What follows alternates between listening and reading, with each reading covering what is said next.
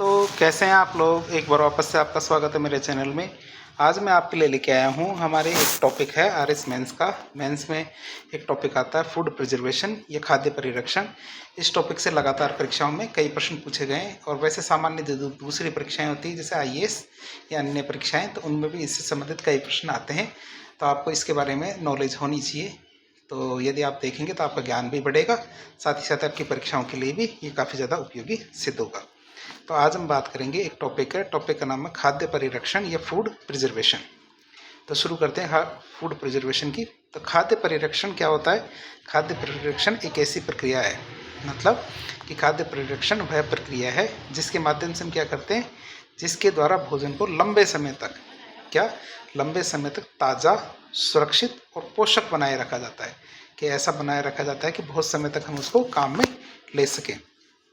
क्योंकि सामान्य प्रकार से देखें तो भोजन क्या है, कुछ समय में खराब हो जाता है, लेकिन हम ऐसी कुछ विधियां काम में ले सकते हैं जिनके कारण क्या है, भोजन को अधिक समय तक काम में लिया जा सकता है, ताकि वह खराब ना हो और उसे अधिक समय तक उपयोग किया जा सके। अब बात करेंगे खाद्य परिरक्षण के सिद्धांतों के बारे में कि खाद्य परिरक्षण किन सिद्धांतों के आधार पर कार्य करता है। तो खाद्य परिरक्षण के सिद्धांतों की बात करें, प्रिंसिपल्स ऑफ फूड प्रिजर्वेशन। छोटा सा टॉपिक है लेकिन आपके लिए काफ़ी काम का होगा। खाद्य पदार्थों को सुरक्षित रखने के लिए निम्नलिखित सिद्धांतों का पालन किया जाता है। पहला सिद्धांत आता है कि सूक्ष्म जीवों की वृद्धि को रोकना, मतलब तापमान कम करके या ठंडा करके या जमा करके। मतलब हम जो फूड है हमारा खाना है, तो खाने को क्या करेंगे, तापमान कम कर देंगे, ठंडा कर देंगे जमा के, या फिर जल की उपलब्धता कम करके, जैसे उसमें से निर्जलीकरण करके, मतलब उसको बिल्कुल सूखा करके खाद्य को खराब करने वाले जो जीवाणु और कवक, इनकी वृद्धि को रोक सकते हैं। या तो बहुत ज़्यादा ठंडा करेंगे या फिर हम उनके अंदर से जल की अनुपस्थिति कर देंगे। जैसे बहुत सारी चीज़ें हैं जिनमें जल को बिल्कुल नितार देंगे, नितार मीन्स गायब कर देंगे। तो इससे हम क्या कर सकते हैं, जीवाणुओं की और कवक, इनकी वृद्धि को उसके अंदर से रोक सकते हैं। फिर बात करें सूक्ष्म जीवों को नष्ट करना, तो हम क्या करेंगे, उच्च तापमान जैसे पाश्चराइजेशन और उबालना, पाश्चराइजेशन या उबालना, या फिर रसायनों के जरिए, जिन्हें हम क्या कहते हैं, परिरक्षक कहते हैं, इनका उपयोग करके हानिकारक सूक्ष्म जीवों को नष्ट या खत्म कर सकते हैं। क्या हानिकारक जो सूक्ष्म जीव है इनको खत्म भी कर सकते हैं, नष्ट भी कर सकते हैं। बात करें आगे, एंजाइम की गतिविधि को नियंत्रित करना। खाद्य पदार्थों में उपस्थित जो एंजाइम होते हैं प्राकृतिक रूप से खराब होने की प्रक्रिया को तेज कर देते हैं। खाद्य पदार्थों में जो एंजाइम उपस्थित होते हैं वो क्या करते हैं, प्राकृतिक रूप से खराब होने की प्रक्रिया को तेज कर देते हैं। इसलिए तापमान नियंत्रण और अम्लीयता बढ़ाकर इसे धीमा किया जा सकता है। क्या तापमान को नियंत्रित करके या अम्लीयता को बढ़ा करके इनको नियंत्रित किया जा सकता है, इन एंजाइमों को, ताकि ये खाद्य पदार्थों को खराब ना करें। फिर बात करें खाद्य परिरक्षक पदार्थों का उपयोग करके, कैसे कि कुछ प्राकृतिक या कृत्रिम परिरक्षक जैसे कि हम नमक, चीनी, सिरका और भी बहुत सारे रासायनिक परिरक्षक हैं जिनको हम आगे देखेंगे, इनका प्रयोग करके हम खाद्य पदार्थों को खराब होने से बचा सकते हैं। तो देख सकते हैं हमारी जो सिद्धांत है खाद्य परिरक्षण के सिद्धांत, पहला आता है हमारे सूक्ष्म जीवों की वृद्धि को रोकना, दूसरा सूक्ष्म जीवों को नष्ट करना, तीसरा था एंजाइम की गतिविधि को नियंत्रित करना, और चौथा परिरक्षक पदार्थों का उपयोग। अब बात करते हैं जो हम रासायनिक परिरक्षक काम में लेंगे, तो रासायनिक परिरक्षकों के क्या क्या गुण होते हैं। पहली बात तो है कि ये अल्प मात्रा में क्रियाशील होने चाहिए, अर्थात इनकी बहुत कम मात्रा ही खाद्य पदार्थों में डाली जानी चाहिए। ज़्यादा मात्रा डालेंगे तो वो तो सही नहीं है, क्यों, क्योंकि फिर तो वो उसी का स्वाद आएगा जो हमने परिरक्षक डाला है। तो पहली बात देखें तो अल्प मात्रा में क्रियाशील हो। दूसरा, दीर्घकालिक प्रभावी, मतलब जो भोजन है उसको एक लंबे समय तक, मतलब महीने, 2 महीने, 4 महीने, 6 महीने तक क्या है, खराब होने से बचाए। तीसरी, भोज्य पदार्थ की गुणवत्ता कम ना करे, मतलब भोजन में जो टेस्ट आता है वही टेस्ट आना चाहिए उसको मिलाने के बाद भी। और चौथी, भोज्य पदार्थों पर हानिकारक प्रभाव न हो, मतलब कि ऐसा ना हो कि वह परिरक्षण तो हो जाए लेकिन क्या टॉक्सिक हो जाए, टॉक्सिक नहीं होने देना है। तो ये हमारे रासायनिक परिरक्षण के गुण हैं कि जो हम उनमें मिलाते हैं, जो विधियाँ हम काम में लेते हैं, इसके बाद खाद्य पदार्थों में ये गुण होने चाहिए। अब बात करें खाद्य परिरक्षण की विधियाँ, मतलब मेथड्स कौन कौन के काम में लेते हैं हम फूड प्रिजर्वेशन के, तो हम बात करते हैं। पहली बात करें, खाद्य परिरक्षण के लिए विभिन्न तकनीकों का उपयोग करते हैं जो निम्नलिखित है। पहली विधि आती है हमारे लो टेम्परेचर या निम्न तापमान। लो टेम्परेचर मेथड की बात करें तो सबसे पहले हम रेफ्रिजरेशन कर सकते हैं, ठंडा कर सकते हैं, मतलब तापमान 0 से 5 डिग्री के बीच में रखा जाता है। इसमें क्या है, तापमान को 0 डिग्री से 5 डिग्री के बीच में रखा जाता है। अब बात करें फल, सब्जियां, दूध, मांस और अन्य खाद्य पदार्थ है, उनको हम क्या है इस तरीके से मतलब 0 से 5 डिग्री के बीच में प्रिजर्व करके या फिर शीतीकरण करके, रेफ्रिजरेशन करके कुछ दिनों तक तो सुरक्षित रख ही सकते हैं, क्योंकि यदि इनको खुले में रखेंगे तो जल्दी ख़राब हो जाएंगे, लेकिन हम ऐसा करके उनको रख सकते हैं। दूसरा तरीका है जमा करना, मतलब फ्रीजाइज, मतलब तापमान को -18 डिग्री या इससे कम किया जा सकता है, क्योंकि हमारे फ्रिज में भी, रेफ्रिजरेशन में भी 2 पार्ट होते हैं। एक ऊपर वाला पार्ट होता है फ्रीजर का, जिसमें हमारा -18 डिग्री तक टेम्परेचर चला जाता है, और नीचे वाला होता है वो 0 से 5 डिग्री के बीच में रहता है। तो बात करें हमारे फ्रीजिंग की, तो मांस, मछली, आइसक्रीम और तैयार भोजन को लंबे समय तक यदि आपको सुरक्षित रखना है तो आपको फ्रीजिंग करना पड़ेगा। उसे क्या करना है, फ्रीजिंग मतलब बर्फ़ जमा के रखनी पड़ेगी उसकी, और ये नॉर्मली -18 डिग्री या इससे कम तापमान पे किया जाता है। जब भी आप देखते होंगे, कभी यूट्यूब पर देखते होंगे या और भी कहीं देखा होगा, आपने मछलियों को बिल्कुल बिल्कुल फ्रिज मोमेंट पे देखा होगा, बिल्कुल जमी हुई जैसे पत्थर की तरह होती है, तभी उनको लंबे समय तक सुरक्षित रखा जा सकता है, नहीं तो वो जल्दी ही खराब हो जाएगी। तो लो टेम्परेचर पे हमारा 2 तरीके, पहला तो हमारा शीतीकरण, रेफ्रिजरेशन 0 से 5 डिग्री के बीच में, दूसरा फ्रीजिंग, ये ज़माना 18 डिग्री। अब आता है उच्च तापमान मतलब हाई टेम्परेचर मेथड की बात करें। इसके हाई टेम्परेचर मेथड की बात करें तो इसमें 2 चीज़ें काम लेते हैं, पाश्चराइजेशन और बॉयलिंग। क्या पाश्चराइजेशन और बॉयलिंग? अब आप सोचेंगे पाश्चराइजेशन क्या होता है? पाश्चराइजेशन की विधि को हमारे लुई पास्चर ने विकसित किया था। किसने? लुई पास्चर ने विकसित की थी, इसीलिए इसको पाश्चराइजेशन कहते हैं। अब इसमें क्या किया जाता है, इसमें हमारे जो दूध और जूस जैसे जो प्रोडक्ट होते हैं, क्या दूध होते हैं, जूस होते हैं, जो हमारे पेय पदार्थ होते हैं, इनको क्या है 72 डिग्री टेम्परेचर पर 15 सेकंड तक गर्म किया जाता है। क्या 72 डिग्री सेंटीग्रेड पर 15 सेकंड तक गर्म किया जाता है, और ऐसा करके उसको तुरंत ठंडा कर दिया जाता है। क्या किया जाता है, 72 डिग्री सेंटीग्रेड पर गर्म करके 15 सेकंड तक गर्म करना 72 डिग्री पर, और उसे फिर क्या करेंगे, तुरंत ठंडा कर लिया जाता है। इससे क्या होता है, इससे उस जो पेय पदार्थ है उसके अंदर जो बैक्टीरिया, हानिकारक बैक्टीरिया होते हैं, ये नष्ट हो जाते हैं, लेकिन इनमें स्वाद और पोषक तत्व वैसे के वैसे बने रहते हैं। ये चीज़ें इसके अंदर खराब नहीं होती, और ये विधि हमारे लुई पास्चर ने खोजी थी, इसीलिए इसको पाश्चराइजेशन कहते हैं। अगली विधि आती है हमारी बॉयलिंग या उबालना। तो 100 डिग्री टेम्परेचर पर, यानी कि अन्य तरल पदार्थों को उबालकर, क्या 100 डिग्री टेम्परेचर पर पानी या अन्य पदार्थों को उबालकर सूक्ष्म जीवों को नष्ट किया जाता है। क्या किया जाता है, सूक्ष्म जीवों को नष्ट किया जाता है। 100 डिग्री टेम्परेचर पर पानी या अन्य तरल पदार्थों को उबाल करके जो उनमें सूक्ष्म जीव होते हैं उनको नष्ट कर दिया जाता है। दूध, पानी या कुछ प्रकार के खाद्य पदार्थों के लिए उपयोगी होता है। बॉयलिंग क्या होता है, दूध के लिए, पानी के लिए और कुछ दूसरे भी खाद्य पदार्थ होते हैं, उनमें हम ऐसा काम में ले सकते हैं बॉयलिंग। तीसरी विधि आती है निष्कर्षण।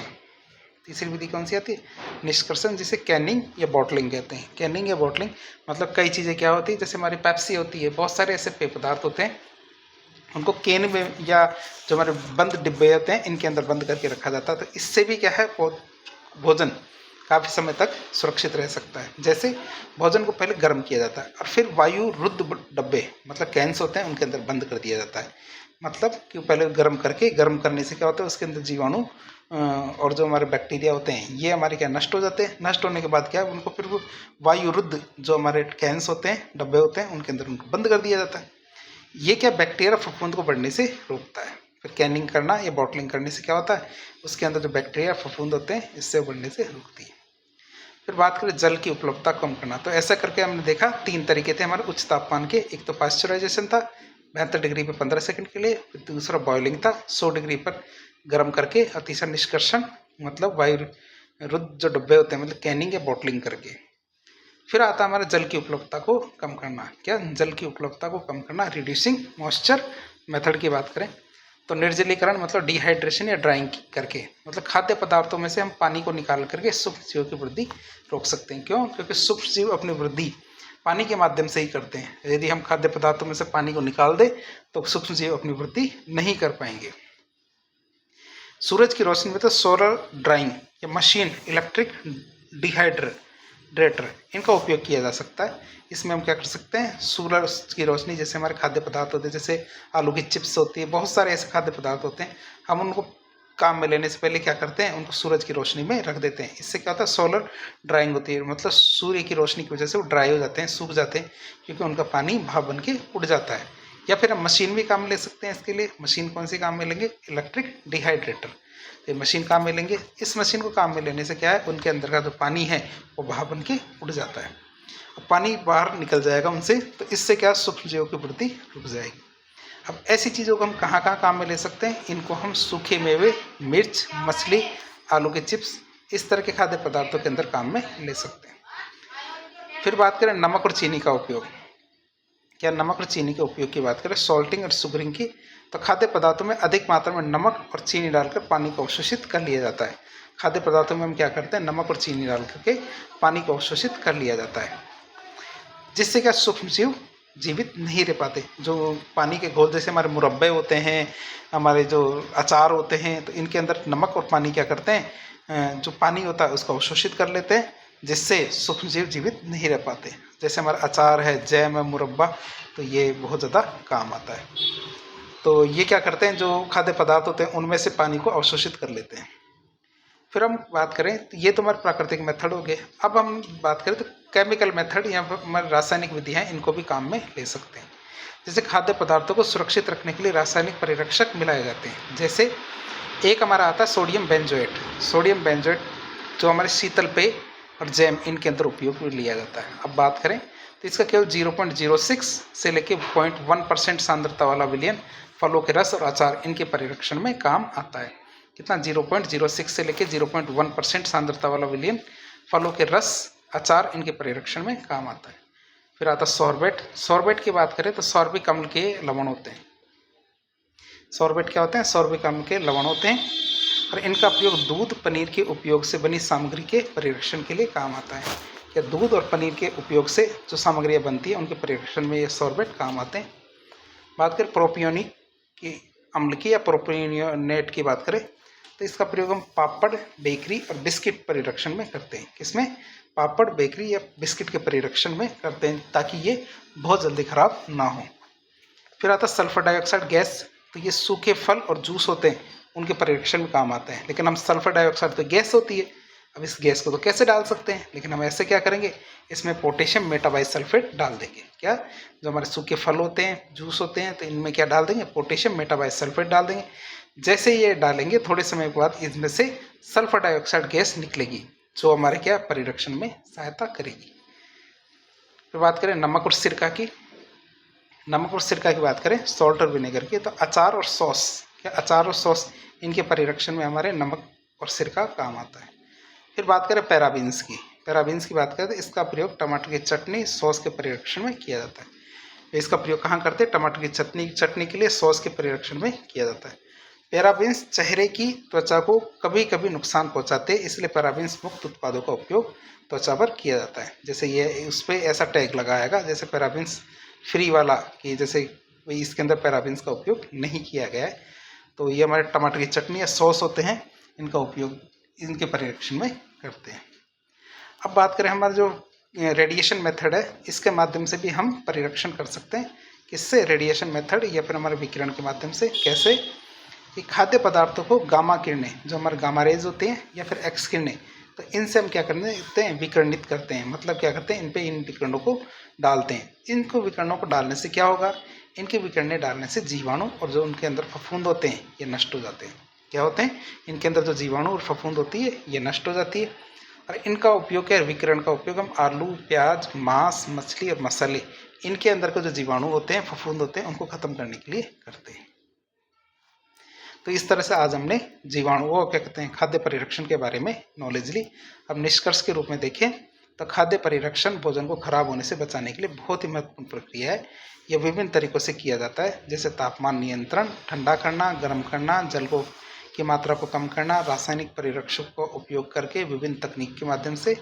इन विधियों का उपयोग खाद्य पदार्थों की शेल्फ लाइफ, मतलब बहुत लंबे समय तक, शेल्फ लाइफ का मतलब होता है हमारी जो ताक होती है, बारी होती है, उसमें रखना, तो एक तरह से वो होता है। लेकिन शेल्फ लाइफ का मतलब उनकी अवधि बढ़ानी है, हमें लंबे समय तक उनको काम में लेना है, और उन्हें सुरक्षित रूप से लंबे समय तक संग्रहित करने के लिए किया जाता है। तो इस तरह से आज के लेक्चर में हमने खाद्य परिरक्षण के बारे में देखा, जो भी विधियाँ थी, सिद्धांत थे, तरीके थे, उनके बारे में देखा। तो इस प्रकार के इन्फॉर्मेटिव वीडियो देखने के लिए हमारे चैनल से जुड़े। वीडियो यदि पसंद आया तो वीडियो को लाइक करें, चैनल को सब्सक्राइब करें, अपने दोस्तों के साथ शेयर करें। धन्यवाद।